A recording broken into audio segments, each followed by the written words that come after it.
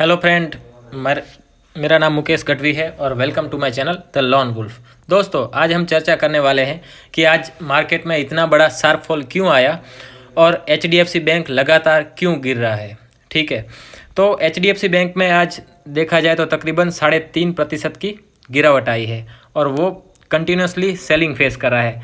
आप देखें तो लास्ट 5 या 6 डे से लगातार एचडीएफसी बैंक में सेलिंग आ रहे हैं। तो आज हम डिस्कस करेंगे इस वीडियो में कि क्यों इतनी बड़ी एचडीएफसी बैंक के शेयर में गिरावट आ रही है और बैंक निफ्टी इतना वीक क्यों हो गया है। ठीक है, तो इसके कई कारण हो सकते हैं। फर्स्ट, ये सारे सिनेरियो की जो शुरुआत हुई थी वो एचडीएफसी बैंक के पुअर क्वार्टरली रिजल्ट के बाद में ये पूरा बैंक निफ्टी और एचडीएफसी बैंक में ये डाउन मूव आया है। ठीक है, तो इसके कई रीज़न है। उसमें आप फर्स्ट मेरे हिसाब से देखा जाए तो पहला रीज़न तो वही है जो सबको मालूम है कि क्वार्टरली रिजल्ट उसका ख़राब आया था। हालांकि देखा जाए तो इतना भी इसका रिजल्ट ख़राब नहीं आया था, लेकिन मार्केट में क्या है कि बड़े प्लेयर को जो दिखाना होता है उस हिसाब से वो न्यूज़ को मार्केट में फ्लो करते हैं। ठीक है, लेकिन टेक्निकली देखा जाए तो एचडीएफसी बैंक के लास्ट 3 ईयर से यही लेवल है, वहाँ से वो कंटिन्यूसली रेजिस्टेंस फेस करता है। वो स्ट्रॉन्ग सप्लाई जोन है। मेरे हिसाब से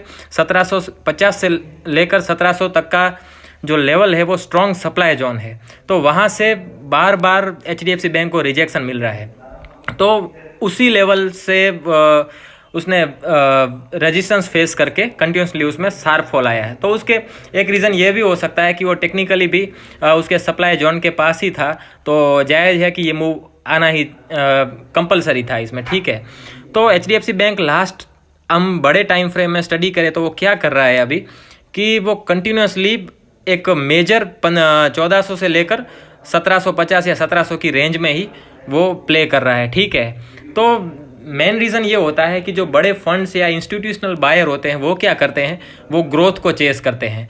उनको पसंद नहीं है कि कोई कंपनी स्टेडी ग्रोथ दे। अभी एचडीएफसी बैंक है, रिलायंस इंडस्ट्री, इन्फोसिस वगैरह, इनकी वैल्यूएशन इतनी ज़्यादा हाई है कि इनको अभी कंपाउंडिंग या फिर मार्जिनल ज़्यादा ग्रोथ यहाँ से देना काफ़ी मुश्किल हो रहा है। ठीक है, तो इनमें जो रिटर्न्स मंथली या ईयरली जो बड़े फंड्स के रिटर्न बनने चाहिए उस हिसाब से उनके रिटर्न नहीं बन पा रहे। तो उन्होंने जायज़ है कि एक ठीक ठाक लेवल पे उनको मार्केट भी मिल रहा था समवेयर अराउंड 22,000 के आसपास। वो भी साइकोलॉजिकल रेजिस्टेंस था मार्केट का, और मार्केट भी काफ़ी ज़्यादा ओवर एक्सटेंड हो गए थे। तो कहीं ना कहीं से तो वो सेलिंग आने ही वाली थी और शुरुआत इन्होंने की एचडीएफसी बैंक से। ठीक है, ये रीज़न एक है। और दूसरा ये था कि जो सारी अच्छी न्यूज़ थी मार्केट में वो सारी प्राइज ही नहीं थी मार्केट में। ठीक है, और नई कोई गुड न्यूज़ जो मार्केट को फर्दर आगे लेके जाए ऐसी कोई न्यूज़ मार्केट में नहीं आ रही थी। इसीलिए और बीच में वो इंसिडेंट हो गया कि यमन और जो यूएस नेवी है उनके बीच में भी थोड़ा बहुत क्लैश चल रहा है। उसके हिसाब से सप्लाई चेन कंसर्न भी हो सकता है। उसी हिसाब से मार्केट को 1-2 रीज़न मिल गए प्रॉफिट बुक करने के। ठीक है, तो फर्दर हम बात करें एचडीएफसी बैंक और पूरे के पूरे बैंकिंग सेक्टर की, तो तकरीबन बैंक निफ्टी ऊपरी लेवलों से समवेयर अराउंड 4,000 या 3,500 पॉइंट का डाउन मूव उसने दे दिया है। ठीक है, और यहाँ पे एक गैप बाकी रह गया था जो स्टेट चुनाव के पहले जो मार्केट ने अपमूव स्टार्ट किया था समवेयर अराउंड 44,800 के, तो वही मार्केट ने आज गैप फिल किया है। और अभी देखा जाए तो जनरली बड़े फंड क्या करते हैं वो है ना, मनी का सेक्टर रोटेशन करते हैं। तो बैंकिंग सेक्टर ज़्यादा ओवर एक्सटेंड ऑलरेडी हो गया था। अब देखा जाए तो आईटीज़ वगैरह वीक थे और बैंकिंग कंटिन्यूसली आउट परफॉर्म कर रहे थे। ठीक है, तो लास्ट में कुछ इन्फोसिस और विप्रो के रिजल्ट कुछ हिसाब से इनलाइन आए। तो अभी क्या हो रहा है कि जो बड़े फंड्स है वो अपना मनी का सर्कुलेशन कर रहे हैं एक सेक्टर से ले जाके दूसरे सेक्टर में। तो आप कंटिन्यूसली आप देखोगे जो आईटी सेक्टर का चार्ट है, मैं आपको दिखाता हूँ यहाँ पे, कि वो कंटिन्यूसली आउट परफॉर्म कर रहा है इवन निफ्टी और बैंक निफ्टी दोनों को भी। तो यहाँ से जो पैसा निकल रहा है जो बैंकिंग सेक्टर से, वो सारा पैसा जा रहा है आईटी सेक्टर में। तो मेरे हिसाब से अभी भी कुछ दिनों के लिए IT sector will be good और वो आउट परफॉर्म कर सकता है यहाँ से भी, लेकिन बैंकिंग में थोड़ा बहुत कॉशियस रहने की ज़रूरत है। ठीक है, और सेकंड वन मेरे हिसाब से जो मार्केट क्या सोच रही थी कि मार्च तक जो यूएस के सेंट्रल बैंक से वो इंटरेस्ट रेट घटाने की शुरुआत करेंगे, लेकिन उसमें भी थोड़ा बहुत डिले हो रहा है। उसके हिसाब से पूरा का पूरा रियल एस्टेट सेक्टर जो है वो काफ़ी दबाव में आ गया है। ठीक है, तो इसका बैंकिंग सेक्टर और जो पर्टिकुलरली एचडीएफसी बैंक पे क्या इम्पैक्ट रहेगा कि मर्जर होने के बाद जो एचडीएफसी लिमिटेड जो जिसका बिजनेस है हाउसिंग फाइनेंस का, ठीक है, तो वो एचडीएफसी बैंक में मर्ज हो गया है।